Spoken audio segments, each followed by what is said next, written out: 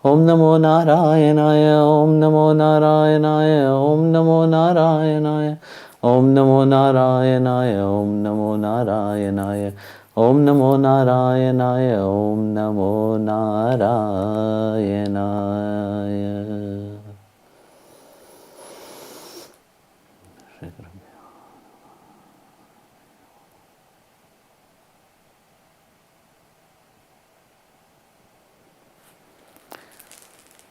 We'll do the earth meditation. Place your hand to your heart level and feel the energy inside of you. Feel the energy which is flowing in your hand also.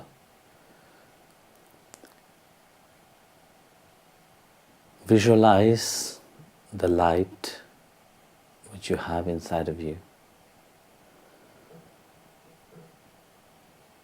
and your heart which is full of love.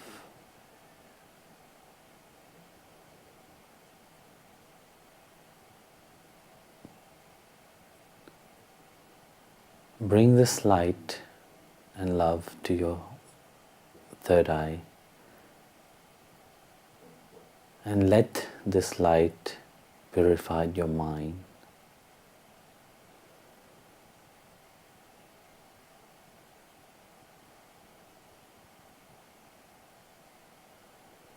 Let this light first in your right eyes, then to your left eyes.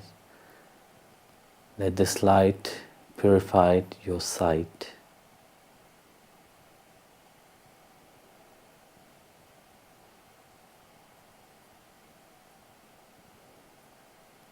Let this light flow to your nostril, your right one, then to your left nostril.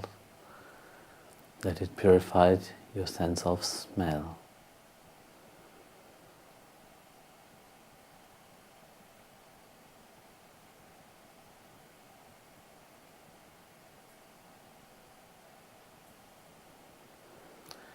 Let it bring this light to your mouth and let it purify the sense of taste.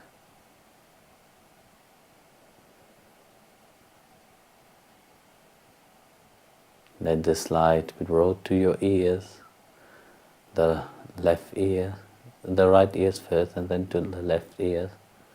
Let this light purify your ears, your hearing.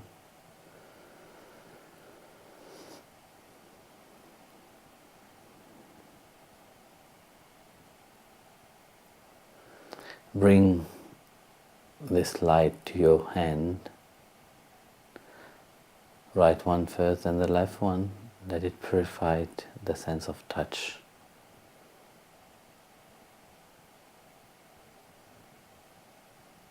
Let this light be brought to your right foot, then to your left one. Let it purify your path. Finally, bring the light back to your heart.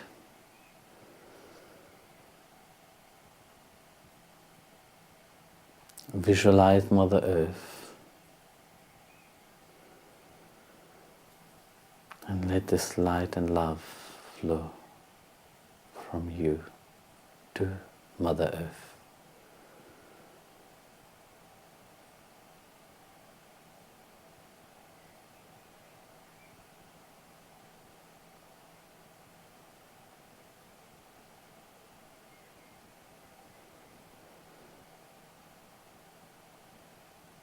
Now see your country and the place where you live. Let this light be brought there.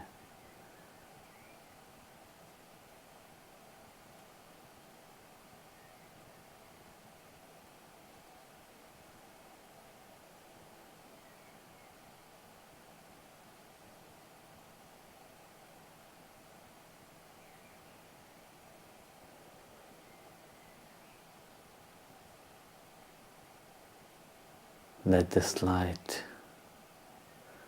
be brought to your beloved, your parents, your mother, father, brother, sister, husband, wife, your children, to your friends, to people which is dear to your heart. Let them all be overshadowed by this love and light.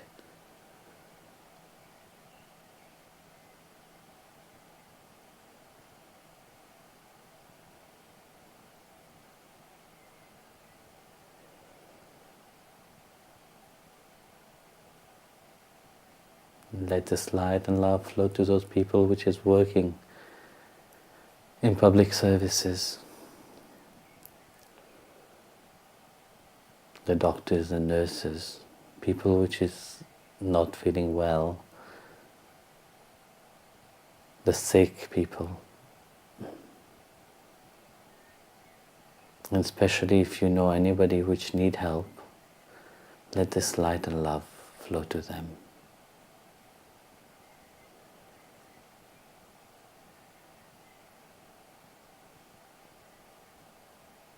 Let this light and love flow to Mother Nature,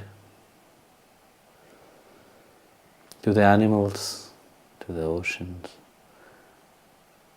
to the birds,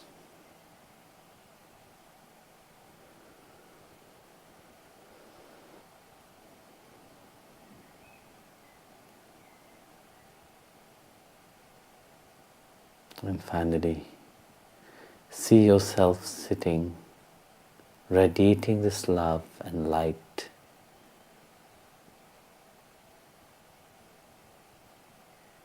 And chant with me.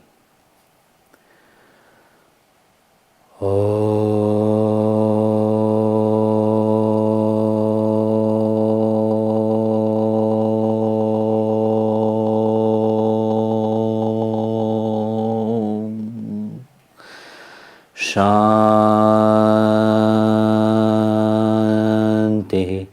Shanti,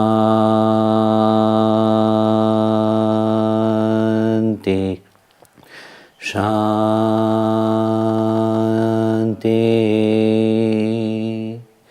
Shri Gurubhyo Namaha.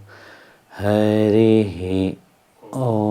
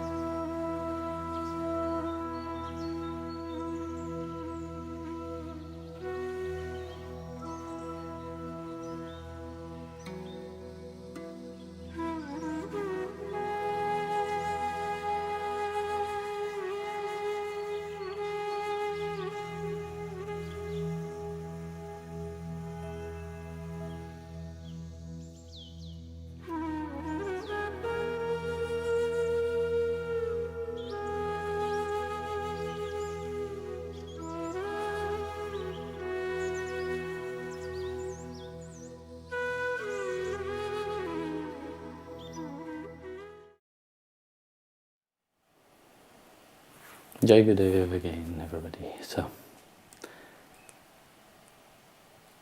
it's nice, that soon the border in Europe will be open, and we'll see all of you again. And of course, we will have to abide to certain rules. And hopefully things will get to normal again. But we should not forget also, we should not even abuse nature in itself. Even if everything goes back to normal, people have to go back to their work and everything, that we should always care for nature itself. When we care for nature, nature will care for us. But if we go against nature, then our own nature will go against us also. And with that, I'll ask Jai Gopal to ask your question. Guruji, it seems that the mind is constantly judging. Just glancing at a total stranger on the street, we judge what type of clothes they wear, how they walk, etc., all in less than a second. Is it possible to be ever really non-judgmental before being self-realized or God-realized? You see, the mind, if it is not drenched in spirituality, the mind will always judge. Because this is a state of mind itself. When we talk about the mind always see the opposition to what it is. For example, when we look at the outside world, first we can really, if we are centered in our heart, we can appreciate what God have given us. We can look at it in a positive way and be grateful about that and rejoice about it. But we can also look at the world and say, what a pitiful world, what misery and what disastrous to be here. It's always a choice of how you perceived things. Like Krishna said, in every good there is equally bad, in every bad there is equally good. That choice is yours itself. And of course, you see, to tame the mind, to really make the mind focus only upon the positiveness of things, it is a life sadhana itself. And that's what, when we look at the world itself, you see, those who have not tamed their monkey mind, the mind always, they will appear sometimes to be in a very positive way, and then sometimes go back again into the normal reality of things. You see that also in spiritual life of people who have not really gone into their spiritual practice, and don't devote themselves sincerely into that. So if you're not sincere towards yourself, but you want to change will not just happen like that. Because you see, through this what you said right now, that judgment, it's not only now which you have done it. You have done it so many times, many lives of judgment which you have come with you, and that judgment is predominated. So when it awake, the first thing that when you see somebody walking on the road, oh wow, this person is like that. Automatically there's a judgment upon that person. Maybe that person is not like this. When you get to know that person, it is a different matter. Somebody sent me a picture earlier, a beautiful picture of Mahakali. Wild, completely, how Mahakali is. She's, when you look at her vision of the outside, visually for somebody who don't know about her, it's terrible. When, you saw Nrsimhadev, for example, when you just see them, it is terrible. But when you get to know them, you have an affirmity towards them, have a relationship with them, you will see that they are the most sweetest. It's not the terrifying form of the outside. But yet, when you don't know about something, there is continuously a judgment. That's what Jesus have said. Don't judge, you shall not be judged. But that's what many people does. First thing that they do, they judge without knowing what is behind that. They judge, they criticize. But one which is seated in spirituality, what Bhagavan said, in Bhagavatam, Canto 10, chapter 51, verse 60, where he said, that mine, those who is not devoted to me, they may practice pranama, they may practice breathing, they may practice all kind of practices, but that will not lead them a certain detachment from their material desire. Soon or later, that mind which is running towards self-gratification will awake again. That's what Bhagavad said.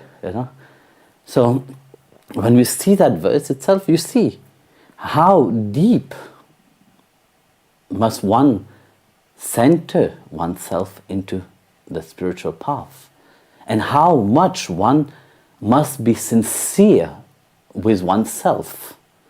This, when you are sincere with yourself, with your spiritual path, and you are fully engaging yourself into your spiritual path, in everything that you do. Because spirituality is not just to let go of everything and run away. Bhagavan didn't ever say that. He said, engage myself, engage me in whatever you do. The next verse that he said, he said that whatever you do, you may go wherever you want, travel around, do whatever you want, but remember me. Now, when you remember me constantly, that is true spirituality. You don't forget about God. So who is the people which you are meeting? You have to remind that mind that you are meeting also a parcel of the divine inside that person. Of course, it is easy said, but done. But with practice, when you constantly, remind yourself that, he wants to teach me something, then things will start transforming and changing. So like that, when the mind is sincerely centered into your spiritual dharma, your spiritual path, you're fully engaging yourself into that, of course that world itself will transform. That mind itself firstly will transform. We can't change the world. Everybody wants to change the world. You will never be able to change the world. First you have to see, have you changed? This is a question you have to ask yourself. Have you changed from how you used to be? By engaging yourself in spirituality, how is your mind now? Have you changed? So it's not about other people. You want to change the world, but first start by changing yourself firstly. So by changing your mind, by constantly remind your mind that there should not be judgment. There should not be. You should learn to accept the people how they are. So that will change your way of seeing things also. And especially if you know that there is a Lord which is inside of you, dwelling also into that person. It is only Him which is acting, that universal consciousness which prevails over everything, is acting also into that person. So that is the caring that we give towards the others. There's a beautiful story. Once Krishna and Arjun was walking. As they were walking, a beggar came and asking for alms to Arjun. So Arjun, being proud of himself, took a bag of gold and gave it to the beggar. When he gave that back to the beggar, got that gold, he was very happy and rushed to his home. As he rushed to his home, on the way there was a thief, and that thief stole that bag of gold from the beggar and ran away. The beggar was miserable, and crying, and was wondering, cursing himself of his faith, his fate, what have happened. He could have been happy now having gold. So he went home very miserable. The next day he was back again on the street, begging. So again Arjun and Lord Krishna was passing by and saw him begging again. And he was crying when he saw them, and Arjun took pity upon him. And this time he gave him a diamond. So the beggar was very happy, rushed home. So he received a diamond, he had to hide it. So he took the diamond and put it in an old pot which have not been used. A clay pot which have not been used and kept in a corner. So thinking when the right time comes, he will sell it. He went to sleep. The next morning, early morning, his wife went to fetch water. And as she was getting the water from her pot, something happened, the pot broke. So she rushed home and took, without looking, the old pot which was there, and she went and fetched water. And she put the pot into the water. The diamond rolled out and fell into the depth of the river, and it was gone. So when the beggar woke up and didn't see the pot, and at the same time his wife was entering the house, catastrophe. He was in deep shock state. So he realized that the diamond is gone, finished. So again he sit and cry. He was thinking how unlucky fate I have, because I have the bag of gold is gone, and now the diamond is gone. So as he was crying, so he went back again on the street to beg. So for the third time, you see, Lord Krishna saw, and Arjun saw him. So this time, Lord Krishna gave him 2 cents only, 2 anna. And looking at the 2 cents, it was okay. He was not that happy. A gold diamond is gone, and now 2 cents. Okay, what can he do? That's what he got. So on the way, he was passing by a fish seller. So as he was passing by, there was a fish freshly caught and was jumping, was trying to escape his life, he was put there, and then he was thinking, poor fish, let me save the life of that fish. And anyway, 2 anna, what can you buy? Nothing. So that he asked for the price of the fish, and the man said, okay, 2 cents. So he paid the 2 cents, and he was ready to put the fish into the water, when he realized that the fish was battling to breathe. So he looked in the mouth of the fish. He saw that there was something blocking the breathing of the fish. And he took it out, it was a diamond. Then he put the fish in the water, and he was so rejoicing and being happy, and was exclaiming and saying, oh, I found it, I found it, I found it, So the thief who stole the gold was passing by, and he heard, I found it, I found it. So he got so scared that the beggar will go and call the police, and he will be in prison. So he came quietly and fall down as he said, please don't shout like that. Actually, he didn't recognize him. So he said, I will return you your gold. So he returned the gold to him, and the beggar was even more happy. So meanwhile, Krishna and as he was so happy, the beggar was looking for Krishna and Arjuna to tell them what had happened. So he came and relate everything to them.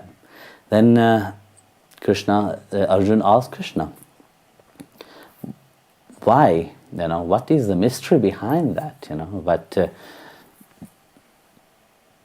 I gave him gold and diamond, it was lost. But yet you gave 2 cents that have changed everything. Then Krishna said, look, the change of event happened. It's not because I gave him the 2 cents. It is because what was in his mind itself. When you gave him gold and diamond, he was only thinking about himself in a very arrogant way, a very proudful way. But when I gave him the 2 cents, it was not about him. He wanted to save the life of the fish. So due to him forgetting about himself, I changed the whole event of his life. So it is like that also, you see, in life. Very often, the judgment that you perceived inside of you, it is the judgment that you perceive in others is your own judgment. That's what made you see that judgment in others. But by changing yourself, by changing the way you perceived firstly about yourself and about the others, by knowing the true meaning of life in itself, that's what Bhagavan Krishna said also, that I am that life inside of you. By recognizing that, that will completely transform your view of seeing yourself. By changing the view you see about yourself, that view also will change toward others. It's mostly the arrogance and the pride, the ego itself that make one judge others. But if you don't center your mind upon your pride and ego and center it upon a deeper value, that will change that judgment itself. We experience the pleasures of the material world and naturally want more of them. How do we make the shift to longing for something divine that we do not know and have not experienced yet? It's true. You see, the material world, because it is material, but the mind is fully focused upon that limitation of things. We can enjoy the outside things, we can enjoy the material reality. And of course, when we talk about God, which is unknown to the mind of people, it is a bit something which is a bit challenging. So that's why when we centered our mind upon the Holy Scriptures, which give a certain description of life in itself, for example, then we go beyond the limitation of things. We go to the essence of things. In Bhagavad Gita, chapter 10, verse 32, Lord Krishna said, among creation, I am the beginning, the middle and the end. When we see that part of the Gita itself, among creation, I'm the beginning, the middle and the end of everything. So here he said that nothing can exist without me. Everything is part of me. But how do we know about it?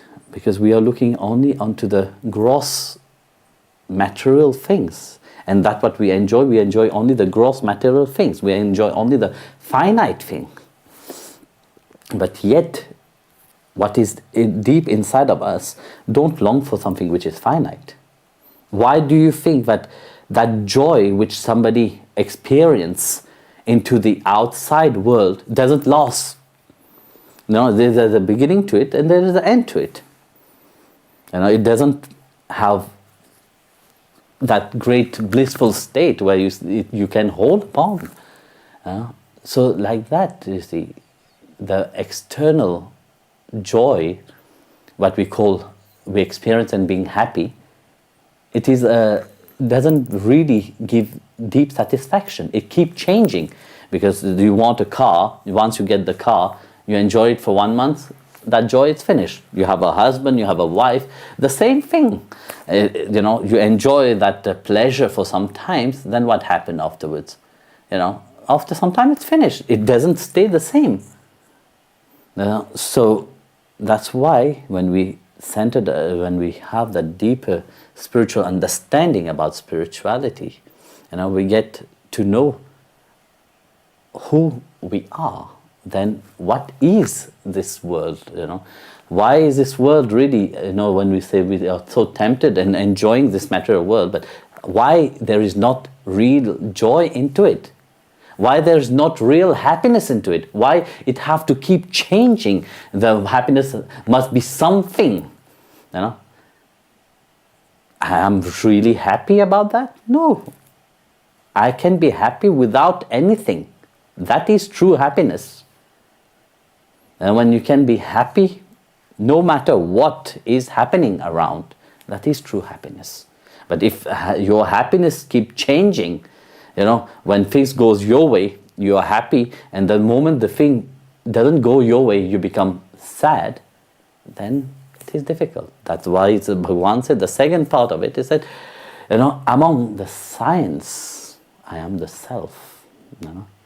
So the science, science, when we know about the science of things, we enjoy the science of things. The science of things is limited. You can read about it, you can talk about it, you can touch it. It is the science of the material reality.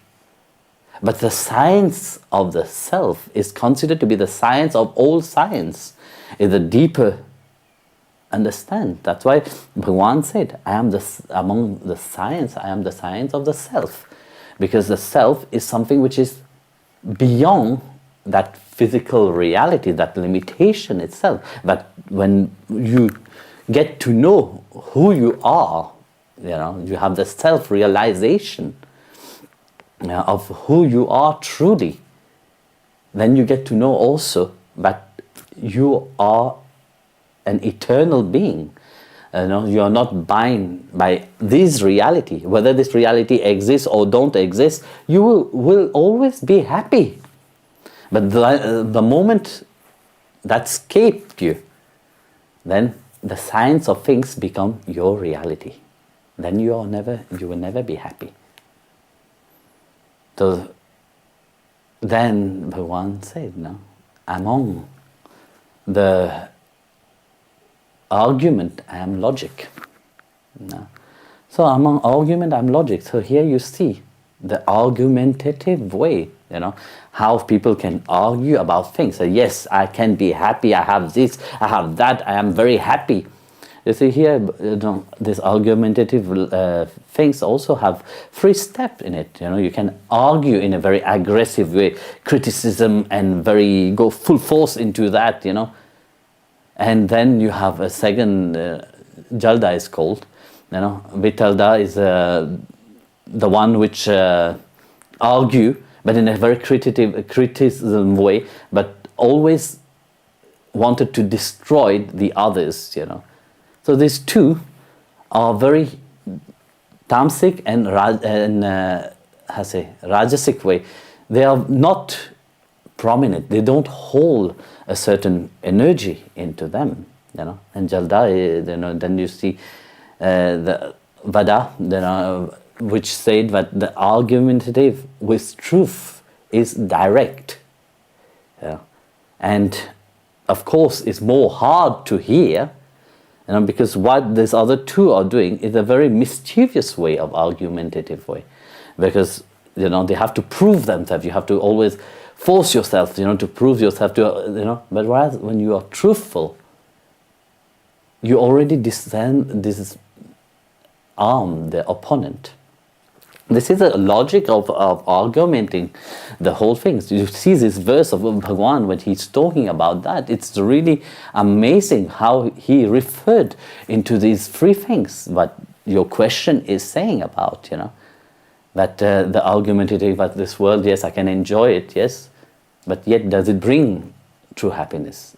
Whereas those who have built a relationship to that God which yet they don't know about, by knowing Him firstly, it will give you a different happiness which is beyond your own understanding, beyond your own comprehension.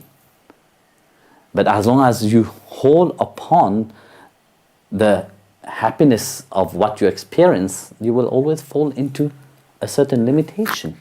That's why you will see in the life of so many people, they may have all the richness they want, but yet on their face there is super unhappy written upon it.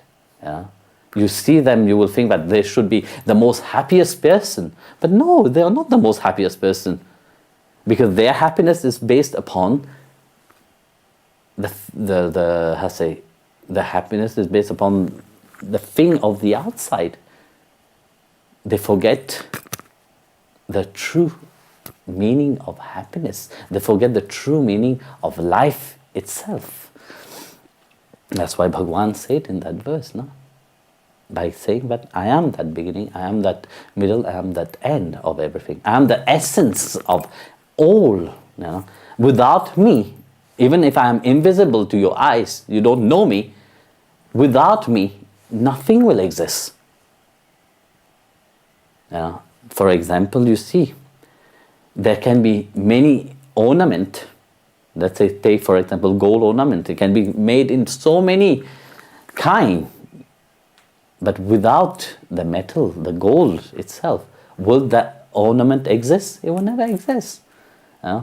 So like that, you have many clay pots, all kind of shapes, forms, big, small, everything. But without the essential material, which is earth, these pots will not exist. So like that, you see, when you have true knowledge of the self, you will understand that without really getting to know, firstly, the self, and getting to know the creator of the self, and having this relationship with him, true happiness will never be found in this world. Because it is not in this world, it is inside of you. And that what, when building a relationship to that God which you said you don't know about, knowing that He knows you, and trusting into Him, trusting that He will be there always supporting you, standing by you, giving you that strength for the grace that He have sent you into this world. In Bhagavad Gita, there was one verse that said, when your child is inside the womb of the mother, the child is praying, to the Lord itself, saying, please save me from this world. But yet you forget about it. But the Supreme Lord Himself never forget about it. Bhagwan never forget about His relationship to you. That's why, it's up to you. The choice is up to you. Whether you want a happiness which is limited, or you want to forge your way, no matter what comes, to have that true happiness, that blissful state, and dwell within that. So, that is life itself. It can take life, it can take lives, but it takes also the grace of Guru and God to achieve that.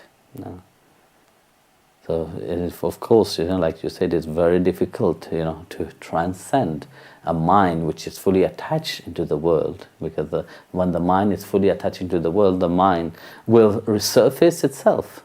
But this all come into clarity. The Bhagavad verse he said, Bhagwan said, you may practice all kind of practices, but if you're not sincere into your spiritual practice, you're not sincere of attaining the supreme goal itself, that mind will drag you back into the outside reality. So, Jai Gurudev.